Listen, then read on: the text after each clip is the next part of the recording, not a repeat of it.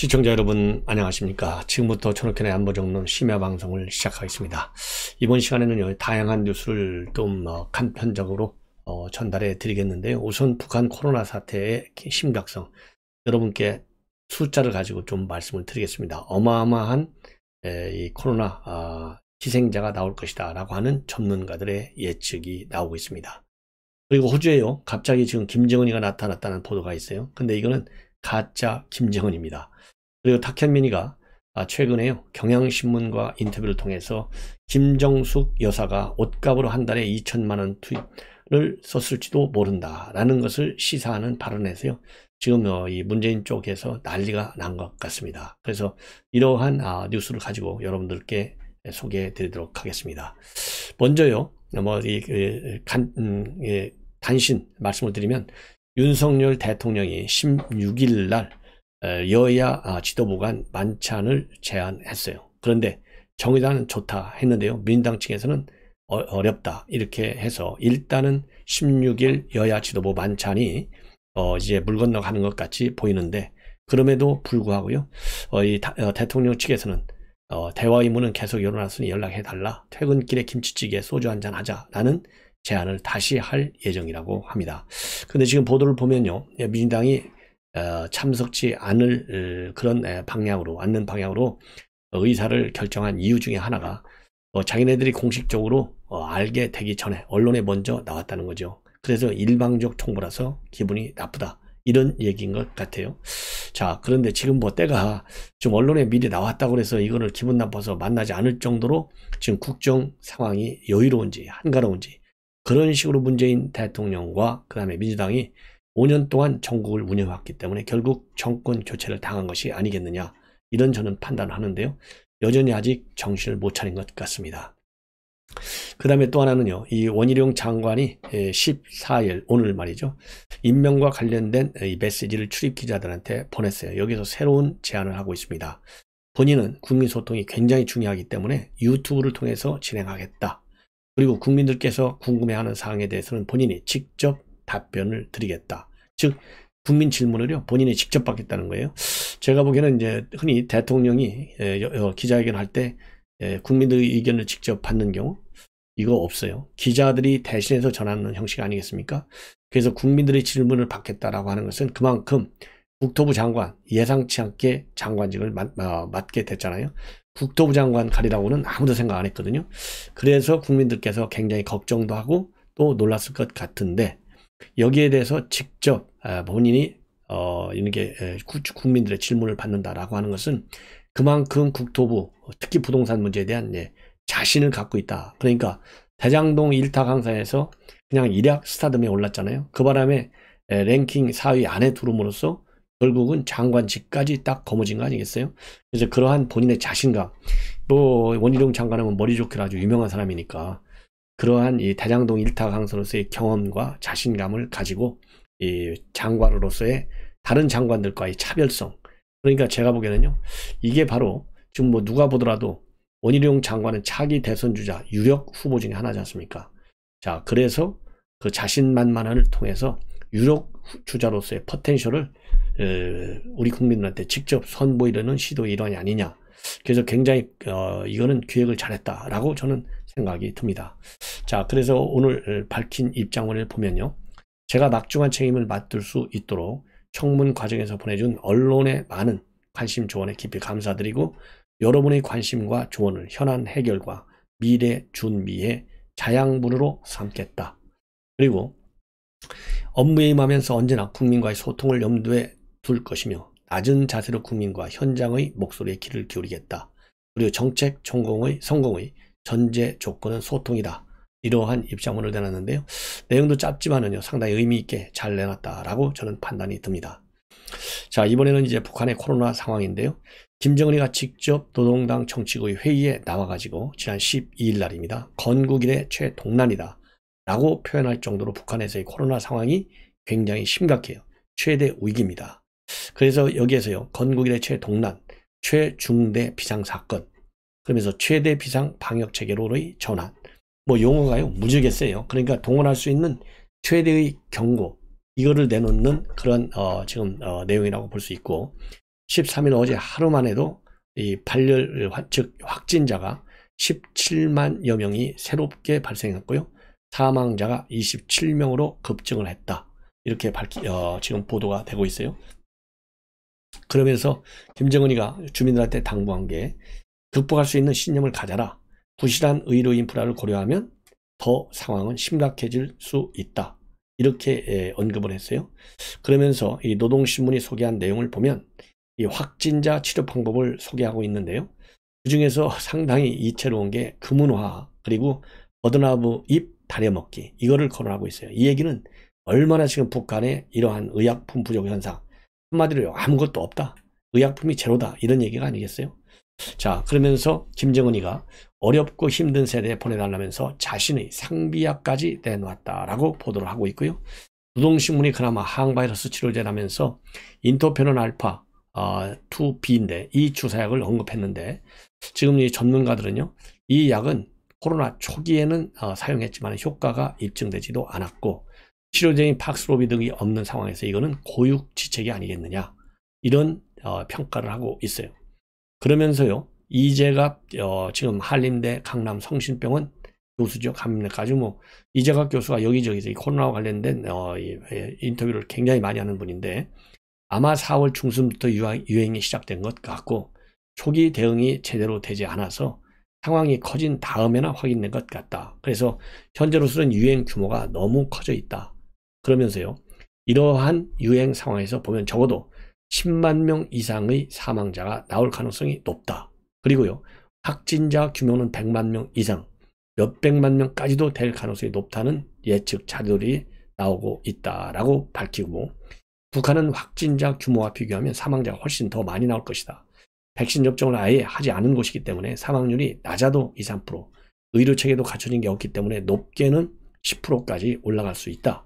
이렇게 전망을 하고 있어요. 그러면서 중국을 통해 물자가 일부 들어가긴 했겠지만은 중국도 지금 봉쇄하고 난리가 난 상황이기 때문에 물자 공급이 충분치 않다. 의료진이 써야 하는 개인 보호구나 마스크도 없을 가능성도 높다. 굉장히 지금 위기 상황임을 전망하고 있어요. 그리고 다른 전문가도요. 북한도 외국 인터넷 열심히 보는데 약이 모자란다는 점에 대해서 공격을 받을 테니 약물 과다 복용이라고 우리는 약이 부족한 게 아니다. 라는 의도로 보이고 자 그리고요 안타깝지만 북한이 유행의 정점을 지나가려면 주민의 7, 80%가 감염돼야 하는데 이거를 계산해보면 한 1750여만 명 정도의 확진자가 나올 것이고 이 경우에는 사망자가 10만 명에 달한다. 이렇게 진단을 하고 있습니다. 자 그래서요 지금 이제 북한에서의 이런 열악한 이 보건의료 환경으로 인해서 그리고 치료법 북한이 지금 내세우고 있는 치료법도 전혀 효과가 입증되지 않은 방법이기 때문에 그야말로 지금 북한인 체제 위기로까지도 비화될 수 있다라고 하는 미국 언론 매체의 보도까지 있습니다. 그리고 우리 국내에서도요 전문가에 따라서는 체제 위기로까지 비화될 소지가 있다라고 보는 전문가들도 있어요. 저도 마찬가지입니다. 이번 이 코로나 사태가요 북한의 김정은의 체제 붕괴 요인으로 작용할 이게 만약에 장기화되면 그리고 장기화될 가능성이 많은 것이 기본적으로 의료 인프라가 제로거든요. 바닥이잖아요. 바닥. 그리고 조금 전에 말씀을 드린 대로 중국도 물론 적극적으로 지원에 나서겠지만은 상당한 제한적 상황에 처해 있어요. 자 그렇지만은 중국은 어떻게든지 간에 수단 방법을 가리지 않고 북한 체제의 붕괴로까지 이어지는 그런 상황은 허용치 않을 것이다. 자 그럼에도 불구하고요 직접 코로나 때문에 김정은 체제가 무너지지는 않겠지만은 그러지 않아도 한 제가 보기에는 절반쯤 무너졌다고 봐요. 왜냐하면 그만큼 유엔의 체제 벌써 2016년도부터 시작했으니까 본격적으로 된 게요. 벌써 6, 7년이 됐잖아요. 그런데다가 지금 최근에 한 5, 6년간 마이너스 경제로 일관하고 있어요. 여기에 코로나라는 이 특별한 지금 이 상황에 직면했지 않습니까? 이런 것들이 전부 다 복합적으로 작용해서 체제 내구성에 상당한 손상을 줄 것이다. 그런 점에서 체제 유지의 어려움은 굉장히 가중될 것이다. 라고 저는 판단을 합니다. 자 이번에는요 이재명 지금 급하다 보니까 오늘 참 희한한 얘기를 했어요. 저는 뭐 도저히 이해할 수가 없는데 오늘 선거사무소에서 사무소에서 이 제명인의 마을 서포터즈와의 미팅이 있었습니다. 여기서 아주 이상한 얘기를 했어요. 여러분들 개딸 아시잖아요. 개딸. 개딸이라고 쓴 개혁의 딸. 그리고 양아들, 양심 있는 아들, 이런 말이 또 양아들이래요. 그래서 개딸은 2030 여성, 양아들은 2030 남성 지지자, 이렇게 언급한다고 하는데, 개딸, 양아들 현상, 이게요 어떤 현상이냐, 세계사적인 의미가 있는 새로운 정치 형태다, 이렇게 생각한대요. 이거 이재명 후보 말이죠, 대선 떨어지고 나더니 이거 완전히 정신이 나간 것 같아요. 아니, 어떻게 개딸, 양아들 현상이 세계사적 의미가 있는 새로운 정치냐 이거예요. 그러니까 본인이 대장동, 이거 몸통 다 지금 알고 있는 거 아니에요? 그렇게 판단을 하잖아요. 생각을 하잖아요. 자, 그러다 보니까 이러한 대장동 의혹의 몸통이다, 방탄 국회의원이 되려고 나왔다, 이렇게 비판을 받으니까 나를 지지하는 사람들, 이 사람들이 이런 새로운 세계사적 정치 현상을 나타내 주는 거야. 그래서 어마어마하게 신선한 정치 운동으로 지금 말하자면 비화되고 있는, 좋은 의미로 말이죠, 이렇게 굉장히 과잉 언론 플레이를 해가지고 나는 대장동과 그러지 않아도 아무 관계 없는데 나를 죽이려고 하지 말아라, 이런 압박과 견제의 의미에서 세계사적 의미가 있는 새로운 정치 형태다 라고까지 지금 발전시키고 있는 것 같습니다. 그러면서요, 지금 이런 것들이 하나의 큰 대세를 만들고 있고, 이런 것들이 얼마나 위대한 일이냐, 이렇게까지 축혀 세우고 있어요. 자화자찬. 그러면서 자신이 걸어온 길을 뭐라고 언급하고 있냐면, 거대한 벽들을 넘어왔다. 지금은 참 많은 동지들, 우리 개딸, 양아들, 개이모, 개삼촌, 심지어 개할머니까지 함께 해주셔서 정말 큰 힘이 난다. 그러면서 그 과정에서 소수의 행동, 실천이 얼마나 중요하다는 생각을 했다라고 지금 덧붙이고 있습니다. 자, 여기에서요, 참 미안한 얘기지만 이 개자를 앞에다 붙이는 거 여러분들 굉장히 좀 뭐라고 그럴까요? 거부감이 생기지 않습니까? 이것만 보더라도 그래도 대한민국의 대선 후보까지 한 사람이 개딸, 개삼촌, 개할머니, 이거 듣는 이 소리로 판단해 볼 때 과연 이게 정상적인 사고로 국회의원 후보, 대통령 후보까지 나온 사람의 입에서 나올 수 있는 그런 표현이 되겠느냐, 이 용어, 이 네이밍에 있어서도요, 용어의 컨셉에 있어서 저는 이해가 안 간다, 이렇게 저는 판단이 되고, 그리고 지지자들한테는 뭐라고 하고 있냐, 포털 사이트 댓글 정화 작업하지 않느냐, 감동적인 마음으로 보고 있다. 역사는 다수가 만드는 게 아니고 역사는 소수가 만든다. 왜냐하면 이재명 같은 사람은 소수밖에 없잖아요. 그럼 여기서 갑자기 소수를 나오고 있어요. 예, 그러니까 그만큼 자기 지지기반이 지금 줄어들고 있다는 것을 알고 있는 거예요. 그러면서 시간 날 때마다 댓글 하나씩 달고, 그게 귀찮으면 공감 한 번씩만 눌러줘도 댓글 정화 작업을 할 때 얼마나 쉽겠나. 그게 세상을 바꾼다. 자, 그래서요, 이 댓글을 지금 자극하는 그러한 입장까지 내놓고 있는데, 이걸 보면 지금 얼마나 어려운 선거를 하고 있는지 바로 이 대목에서도 충분히 알 수 있다, 이렇게 저는 보여집니다. 자, 이번에는요, 탁현민이가 결국은 큰 사고를 쳤다고 봐요. 지난 11일 날 경향신문 인터뷰 때문에 그렇습니다. 이 인터뷰에서 말을 한 거 보면 월 평균 2241만원 생활비를 썼는데 김정준 여사, 이거 옷값 아니겠느냐 라고 해석될 수 있게끔 말을 했어요. 그래서 지금 이게 제가 보기에는요, 김정숙 여사, 문재인 대통령, 그러지 않아도 지금 이게 항소심 재판이 진행 중이잖아요. 이미 1심에서도 공개하라고 돼 있잖아요. 근데 버티고 있는 거 아니겠습니까? 자, 그래서 특활비로 김정숙 여사 옷 샀다라는 의혹이 계속해서 지금 아직도 살아 있어요. 그런데 이러한 내용을 탁현민이가 결국 경향신문 인터뷰에서 얘기했어요. 자, 그러면 뭐라고 얘기했는지, 왜 이거를 탁현민이 2천만원 이거 썼다라고 단정적으로 얘기했지만은 썼을 수 있다, 이렇게 해석되는 대목의 발언을 한 거예요. 그러면 이 전후 사정을 여러분께 자세히 한번 말씀을 드리겠습니다. 예. 그래서 지금 온라인 선상에서는요, 김정준 여사가 한 달에 옷 사는데 2천만원을 썼다, 이것이 지금 굉장히 빠른 속도로 퍼지고 있다고 합니다. 자, 인터뷰에서 기자가 뭐라고 질문했냐면, 김정숙 여사의 옷값 논란도 있었다. 옷 구입에 청와대 특수활동비 사용이 의심된다며 한 시민단체가 김 여사와 탁비서관 등을 고발했다고 하니까 탁현민 뭐라고 대답했느냐, 수사해봐야 나올 게 있어야지. 증거도 없이 의심과 주장만 있는데 어떻게 수사가 되느냐 반문을 합니다. 그러면서요, 누가 하느냐? 예를 들어 어떤 이상한 시민단체가 윤석열 당선인이 총장 시절 아내에게 특활비를 줬을 수 있으니 김건희 씨의 옷장을 뒤져봐야 한다고 주장할지라고 하면서, 그러면 지금 김정숙 여사님이 당한 것과 다를 게 뭐냐, 이렇게 반문을 합니다. 그러면서요, 탁현민이가 또 이어서 뭐라고 하냐면, 그리고 나는 정황적인 것도 봤으면 좋겠다. 기자가 어떤 정황이냐고 물으니까 나는 김정숙 여사님이 생활비를 그렇게 많이 쓰신 줄 몰랐다. 그러면서요, 지금 이제 문 대통령이 총 5년간의 세후 총 수입액이 얼마냐? 16억 4,700만 원이요. 이 가운데 생활비가 13억 4,500만 원 썼다. 이렇게 청와대가 밝혔어요. 이거를 갖다가 이제 탁현민이가 단순 계산하면 5년간 월 평균 2,241만 원을 생활비로 썼다는 이야기지 않느냐.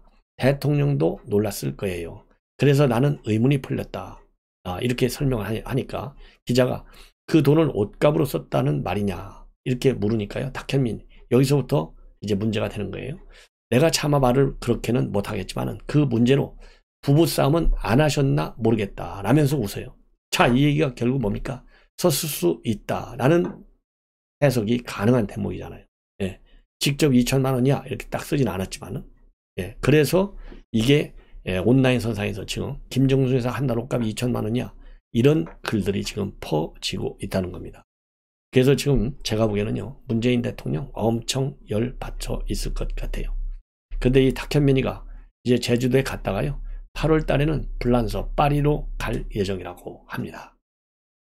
이거 참 그러네요. 그리고 조국이 말이죠, 김어준 방송에 오래간만에 지금 13일 날 어제 등장을 했어요. 유튜브 방송 다스베이다 여기에 등장을 해가지고 조국 사태 차분하게 복귀해달라 이런 얘기를 했습니다. 그러면서 우리 가족은 2019년도 이후에 시련을 겪고 있고 고통을 위로해 주시고 격려해 주셔서 고맙다. 뭐 김어준이가 얼마나 조국을 옹호했어요. 그러면서 최근 이 영화 그대가 조국 이 펀딩 그리고 홍보 여기 도움 줘서 또 고맙다.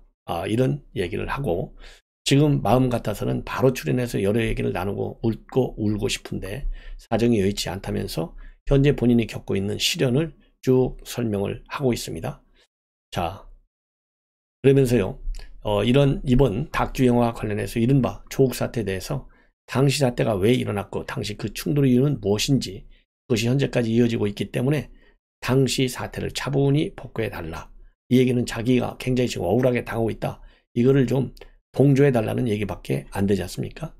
자, 이렇게 되니까 이 김어준 씨 얼마나 하고 싶은 얘기가 많겠냐. 하지만 아직도 본인을 포함한 가족들의 재판이 끝나지 않았다. 그러면서 모든 일들이 마무리되면 섭외해 출연시키겠다. 이렇게 얘기를 했는데요. 글쎄요, 그 전에 김어준 방송에서 잘려 나가겠죠. 왜냐하면 오세훈 시장이 뭐라고 그랬습니까? 이 교통방송을 교육방송으로 바꾸겠다 이렇게 얘기를 했지 않습니까? 그래서 김어준 씨 이거 말 안 지켜줘야 돼요, 반드시. 그리고 조국은 이렇게 지금 SNS 활동하고요, 방송에 다니면서 조국 사태 복귀해달라 이 얘기를 결국 뭡니까? 자기가 잘못한 게 하나도 없는데 윤석열 대통령이 총장 때 말하자면 지금 정치 수사를 해가지고 이렇게 본인을 옥죄고 있는 상황을 만들었다. 이거는 부당한 것이다. 이거를 부각시키려고요, 조국하고 김어준이가 짜고 치는 고수섭처럼 방송을 한 것이 아니겠느냐, 이런 것들을 여러분께 제가 말씀드리고 싶어서 이 내용을 자세히 지금 보도하고 있습니다. 자, 여기 이러한 김어준과 조국의 이런 공작 방송에 우리 국민들이 넘어가겠습니까? 절대 아니올 시다죠. 예, 이상으로 본 방송을 마치겠습니다. 대단히 고맙습니다.